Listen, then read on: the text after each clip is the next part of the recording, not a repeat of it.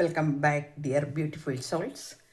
നമുക്കിന്നൊരു റീഡിങ് എടുക്കാൻ പോകുന്നത് നിങ്ങളുടെ വ്യക്തിയുടെ അടുത്ത നീക്കം എന്താണ് എന്നാണ്. ഇതുവരെ ഉള്ള ചില സിറ്റുവേഷൻസ് നിങ്ങൾക്ക് രണ്ടു പേർക്കും ഹൊററായിരുന്നിരിക്കാം. അതിൽ നിന്ന് ഒരു വ്യത്യാസം വരുന്നുണ്ടോ ഇല്ലയോ എന്നുള്ളതാണ്. അതായത് ആത്മാർത്ഥമായി സ്നേഹിച്ചിരുന്ന രണ്ട് വ്യക്തികളെക്കുറിച്ചാണ് നമ്മളിന്ന് എടുക്കുന്ന റീഡിങ്. ഒരു ടൈം പാസ്സായിട്ടോ ഒരു പറയുമല്ലോ നമ്മൾ ഒരു സമയം പോക്കിന് വേണ്ടിയൊക്കെ നമ്മളെ ചില ബന്ധങ്ങൾ കൊണ്ടുപോകും. അങ്ങനെയുള്ള ഒരാളുടെ ബന്ധമല്ല, അങ്ങനെയുള്ളവരുടെ എനർജി അല്ല ഇവിടെ വരുന്നത്. ഇവിടെ ആത്മാർത്ഥമായി സ്നേഹിച്ചിരുന്നു, എന്നിട്ട് അവിടെ എന്തോ സംഭവിച്ചു, അതിന് ശേഷം ഉള്ള കാര്യങ്ങളാണ്. ഓക്കെ, നമുക്ക് നോക്കാം. ഇത് ജനറൽ റീഡിംഗ് ആണ്, അതുകൊണ്ട് എല്ലാവർക്കും തന്നെ റെസനേറ്റ് ആവില്ല, അത് നിങ്ങൾ മനസ്സിലാക്കണം. പിന്നെ ടൈംലെസ് ആണ്. നിങ്ങളുടെ കൈകളിൽ എപ്പോൾ എത്തുന്നോ അപ്പോൾ മുതൽ നിങ്ങൾക്ക് വാലിഡാണ്.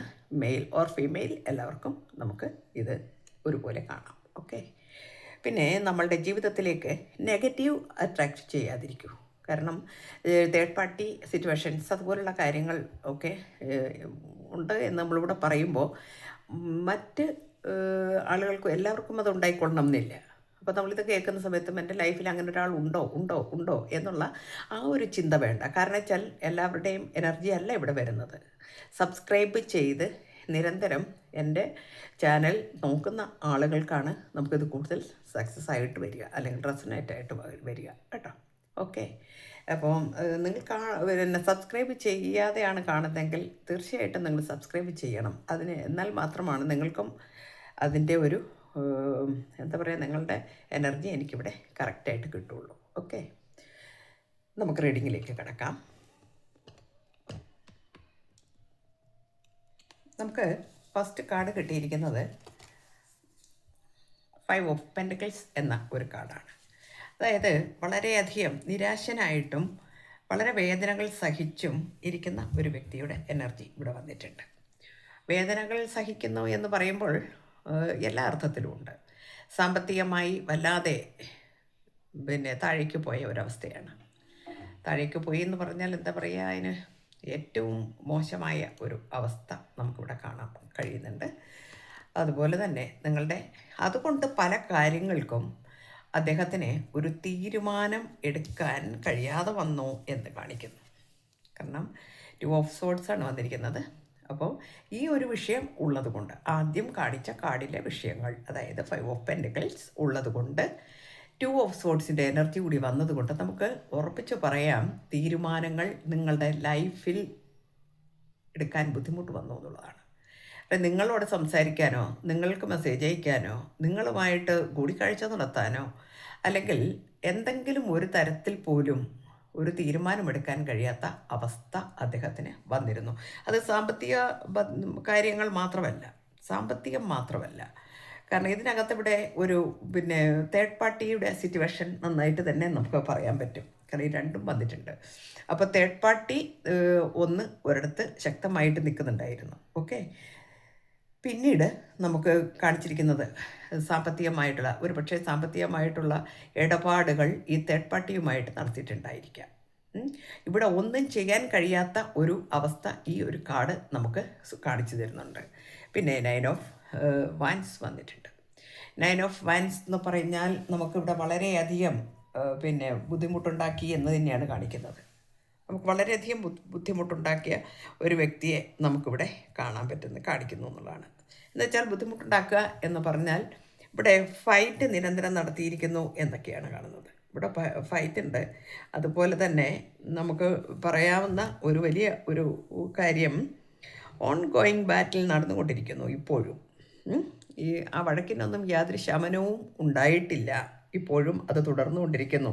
എന്നാൽ ഇപ്പോൾ അതൊരു ലാസ്റ്റ് സ്റ്റാൻഡിലാണ് നിൽക്കുന്നത് എന്ന് പറയാം.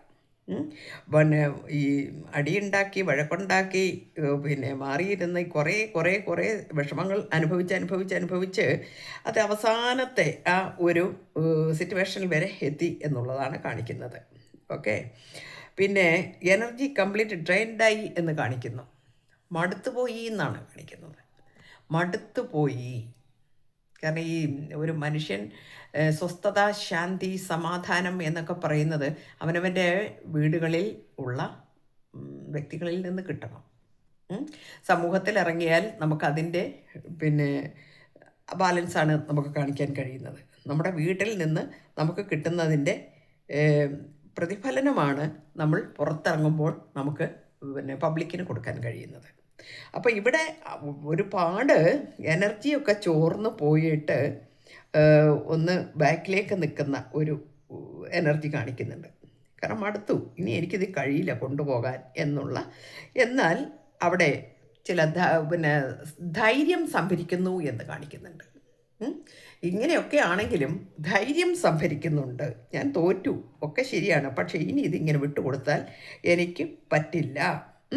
പിന്നെ നമ്മൾ പറയാനുള്ളത് പാസ്റ്റ് ഫെയില്യുവർ അയാൾ അതിൽ നിന്ന് പല പാഠങ്ങൾ പഠിച്ചിരിക്കുന്നു.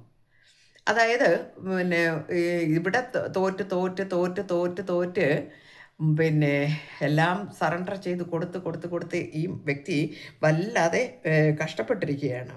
അപ്പോൾ ഇയാൾക്ക് ഇപ്പോൾ അതൊരു പാഠമായിട്ട് മാറിയിരിക്കുന്നു. ജീവിതത്തിൽ ഇനി ഇതിങ്ങനെ അനുവദിച്ചു കൊടുത്തുകൂടാ എന്നുള്ള ഒരു ചിന്ത വന്നിരിക്കുന്നു എന്ന് പറയാം. സ്ട്രെങ്ത് ഗ്യാദർ ചെയ്യുന്നു എന്നാണ്. അതായത് നമുക്ക് ഊർജ്ജമുണ്ടല്ലോ, നമ്മളുടെ എനർജി ഡ്രെയിൻഡാന്ന് നേരത്തെ പറഞ്ഞു, പക്ഷേ നമുക്കൊരു ധൈര്യം ഇവിടെ സംഭരിക്കുന്നുണ്ട്. അതുകൊണ്ട് തന്നെ ഒരു ശക്തി ഒക്കെ സംഭരിച്ചെടുക്കുകയാണ്. പുഷ് ഫോർവേഡ് എന്ന് പറഞ്ഞാൽ എന്താണ്? നമ്മൾ മുമ്പോട്ട് തന്നെ വരും. ഞാൻ പുറകോട്ട് പോവില്ല, ഇനി ഞാൻ മുൻപോട്ട് തന്നെ നിന്നിട്ട് എന്താ കാണുന്നത് വരുന്നിടത്ത് വെച്ച് കാണാം എന്നൊക്കെ നമ്മൾ പറയില്ലേ, അതുപോലെ തന്നെയാണ് കേട്ടോ. വളരെ വൂണ്ടഡാണ്, വളരെയധികം വൂണ്ടഡായിട്ട് നിൽക്കുന്ന ഒരു അവസ്ഥ നമുക്ക് ഈ ഒരു കാർഡിൽ നിന്ന് കാണാം എന്നാണ്. അടുത്തത് വരുന്നത് കിങ് ഓഫ് സോർഡ്സ് വന്നിട്ടുണ്ട്. നമ്മൾ കിങ് ഓഫ് സോർഡ്സ് എന്ന് പറയുന്ന സമയത്തെ നമുക്ക് ഒരു രാജാവിൻ്റെ പ്രൗഢിയിൽ ഇരിക്കുന്ന ഒരു വ്യക്തിയെയാണ് കാണുന്നത്. ഇവിടെ അദ്ദേഹം വളരെ അധികം സ്ട്രെങ്തോടു കൂടി തന്നെയാണ് ഇരിക്കുന്നത്. ഒരു രാജാവിൻ്റെ പദവി അല്ലെങ്കിൽ ആ ഒരു പിന്നെ യുദ്ധത്തിനാണെങ്കിലും ശരി, സമ്പത്തിൻ്റെ കാര്യത്തിലാണെങ്കിലും ശരി, എല്ലാം ഞാൻ നേടിയെടുക്കും എന്നുള്ള ഒരു ശുഭാപ്തി വിശ്വാസം ഇവിടെ നമുക്ക് ഓളിനെയൊക്കെ കാണാം. അതൊരു ഭാഗ്യ ചിഹ്നമായിട്ടും ലക്കി ചിഹ്നമായിട്ടും ഒക്കെയാണ് കാണുന്നത്. അപ്പോൾ അദ്ദേഹത്തിൻ്റെ ജീവിതത്തിൽ ഇതുവരെ അനുഭവിച്ച ചില വിഷമങ്ങൾ ഇനി നമുക്ക് മാറി അയാൾക്ക് ഒരു കിങ് ഓഫ് സോർഡ്സിൻ്റെ എനർജി വന്നിട്ടുണ്ട് എന്ന് തന്നെ കാണിക്കുന്നുണ്ട്. അപ്പോൾ ഇതുവരെ എന്താണോ നിങ്ങൾക്ക് തരാതിരുന്നത്, ആദ്യത്തെ കാർഡിൽ തന്നെ പറയുന്നുണ്ട് നമുക്ക് 5 ഓഫ് പെൻറ്റക്കിൾസിൽ നിങ്ങൾക്ക് നിങ്ങളുടെ ഒരു ഡിസിഷൻ എടുക്കാനോ നിങ്ങൾക്ക് അനുകൂലമായി ഒരു കാര്യവും ചെയ്തു തരാൻ സാധിച്ചില്ല എന്ന് നമുക്ക് പറയുന്നുണ്ട്. അതിൽ നിന്ന് മാറി നിങ്ങൾക്ക് വേണ്ട കാര്യങ്ങൾക്ക് തരണമെന്നും നിങ്ങളെ ജീവിതത്തിൽ കൂടെ കൂട്ടി ഒരുമിച്ച് ഒരു ജീവിതം കൊണ്ടുപോകണമെന്നും ആ വ്യക്തി വല്ലാതെ ആഗ്രഹിക്കുന്നു എന്ന് കാണിക്കുന്നുണ്ട്. അപ്പോൾ ഒരു അടുത്ത നീക്കം, നിങ്ങളുടെ വ്യക്തിയുടെ അടുത്ത നീക്കം എന്ന് പറയുന്നത് നിങ്ങളെ സ്വന്തമാക്കുക എന്നത് തന്നെയാണ്. ഇവിടെ ഡെത്ത് വന്നിട്ടുണ്ട്. ഡെത്ത് കാർഡ് വരുമ്പോൾ നമുക്കിവിടെ റീബർത്തും കൂടിയാണ് നമ്മൾ അതിനെ ഒന്ന് വിശേഷിപ്പിക്കേണ്ടത്.